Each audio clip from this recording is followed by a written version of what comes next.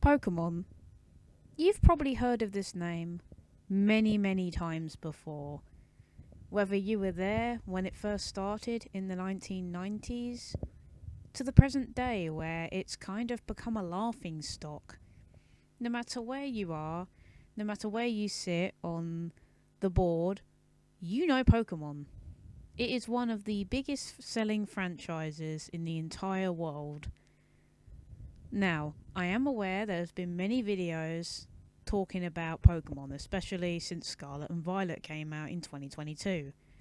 I want to throw my hat into the ring on how I feel about the franchise, as I've wanted to make this video for many, many months. So, without further ado, let's delve into it. Let's start with the Pokemon themselves, one of the main selling points of the franchise. Now, there are over 1,000 Pokemon at this point, so chances are you gotta have at least one favourite, right? So, why don't I list a few of mine while we're here? First, we have the Bulbasaur evolution line. Let's start classic. You surely know who Bulbasaur is, right? Evolves into Venusaur, not Venusaur, sorry. Evolves into Ivysaur and then Venusaur. I really like the design of Venusaur especially. I love the flowers. And the Mega Evolution is really cool. Next we have Mew. Mew is a cute little pink cat. I'm a very simple person to please, so you can imagine that's one I like. There are even more modern examples too, like Hisuian Lilligant. I already liked the original Lilligant, but when the Pokemon got leaked for Legends Arceus and I saw it for the first time, it instantly became a favourite. I even have a plush of it in my room. There's Ceruledge as well. Very cool design. Really like it.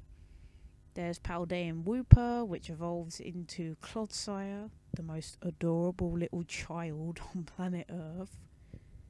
There's a remix of the legendary Suicune, known as Walking Wake. I love its design, based off a dinosaur. And I'd say, controversial opinion, it's better than the original. Pretty nuts, right? And you'll probably see a couple more appear on the screen, but you get the point. You'll have a couple favourites no matter what. Now, what's my favourite game of the series? I don't know, but I'd say the one that I like the most is Pokemon Go. Now, I know, most of you expected a mainline game. Well, that's because you can almost access every Pokemon pretty much. And it's just good fun when you're out and about on your phone. I know most people probably don't care about Pokemon Go anymore, but let me know. I could be wrong. There could be many people in the shadows who still play Pokemon Go. Now, Legends Arceus. I think that's one of the better mainline games, as it allows you to do one thing that may not sound like a lot, but it is a lot. Throw in Pokeballs whenever you like.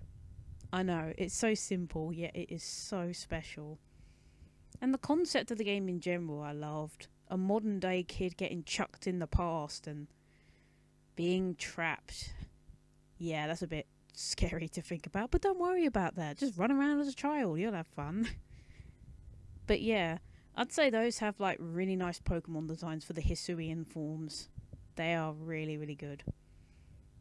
So let's backtrack a bit. How did I get into the Pokemon series? Well, I was a latecomer. It was Gen 7, Pokemon Moon was my first mainline game on the Nintendo 3DS. Yeah, not a lot of people like that one. My starter was Poplio, and at the time I did not know what it evolved into, and I was pretty happy with the final result. So, it was pretty fun, although I will acknowledge, and this will be a talking point a little later, is the hand-holding. Ooh, yeah. If there's one thing Pokemon's known for, it's hand-holding. And most hardcore fans don't like it.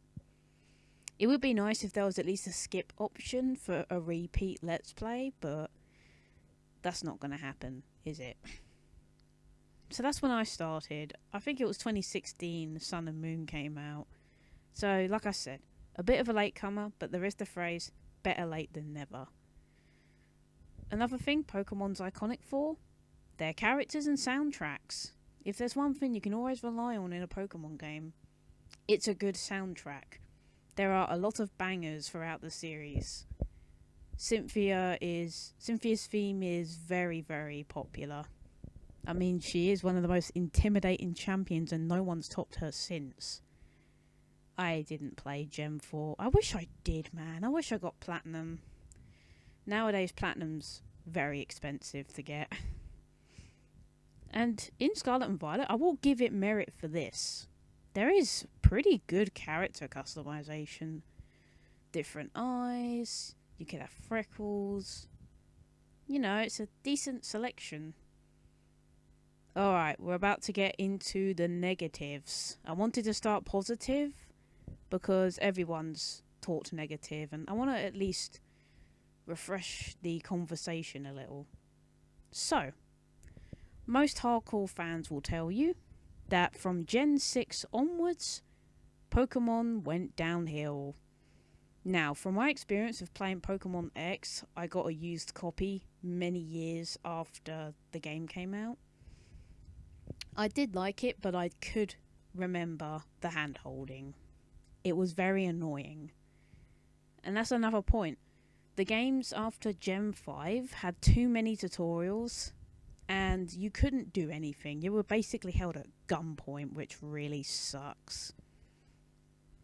But at least that isn't as bad as how Scarlet and Violet turned out. Now, if you've been on the internet, you would know how bad Scarlet and Violet turned out. Buggy, unfinished messes. Not even the day one patch could even remotely nullify the glitches. Yeah, it's not just that. Optimization and frame rate is awful. It was really bad. When the DLC got announced and you could buy it ahead of time, you could potentially risk saying bye-bye to your save data, which you really shouldn't have to worry about, like, ever. So that's not great.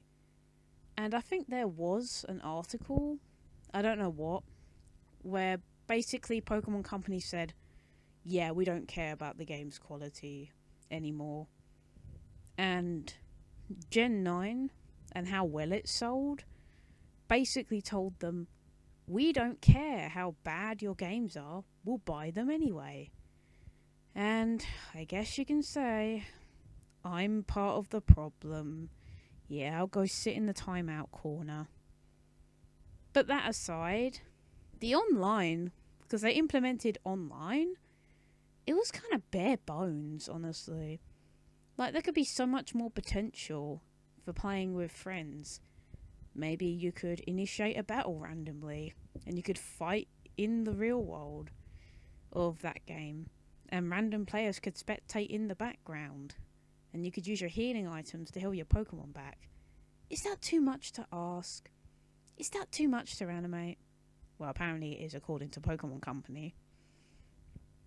And here we come to the final section of this video. The potentially very ugly future for this franchise, at least game-wise. So, let's play a pretend scenario, shall we? Let's say the next Pokemon game is just as bad, if not worse, than Gen 9. What would happen? Well, the hardcore fans would not play Pokemon anymore. They'd move on to another game. It could be any other game.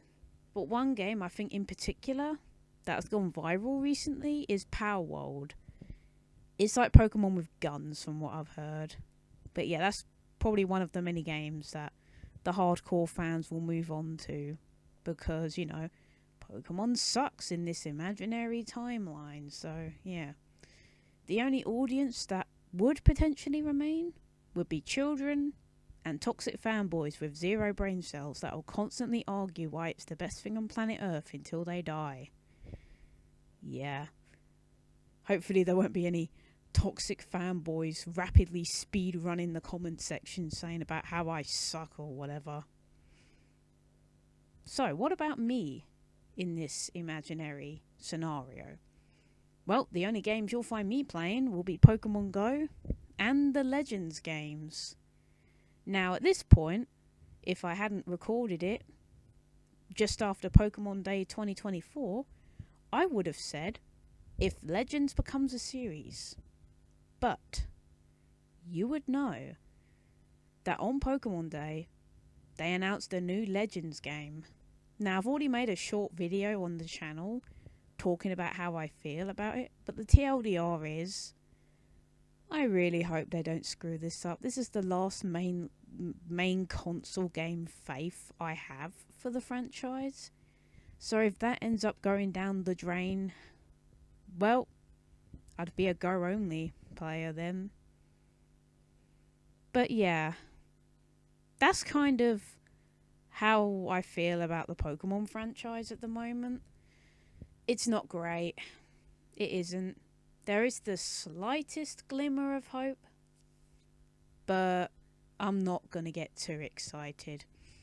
I'm going to keep my expectations in check, because the last thing I'd want is to hype it up like it's the craziest thing on planet Earth, and then it ends up being rushed. But I don't want to be a Debbie Downer either and think nothing good will come from it, because, you know, it's a Kalos game. It's been a hot minute since we've been Gen 6, so yeah. At the end of the day, if you're a Pokemon fan and you want to buy the games, that's fine. You do what you want. It's your money. It's your life. You don't have to listen to a random woman child tell you about the games and how they're not great. You don't have to listen. You can just do what you want. But I can't help but think that Pokemon, it deserves better. A lot better. The potential is through the roof, honestly, with the franchise. There's so much potential, and yet with every game, they kind of just do the bare minimum. Now, for the Game Boy games, that's understandable. Limited hardware, very old hardware, you couldn't really do much. The DS games, kind of the same deal. 3DS, okay, maybe you could push it a little bit more, but not that much. But as soon as we hit the Switch games, yeah, no excuses anymore. You should know what you're doing. You're working with better hardware. So yeah, that's going to be it for this video. I wanted to talk about this for a very long time. And believe me, if you're a Pokemon fan that has the same mindset as me, you'd feel the same too. But hopefully, Pokemon can have a redemption arc with Legends AZ. But again, as much as I am an optimist, I am also a realist. Let me know how you feel about Pokemon and whether you're a bit jaded nowadays. Anyways, thank you for watching, and I hope to see you in another project.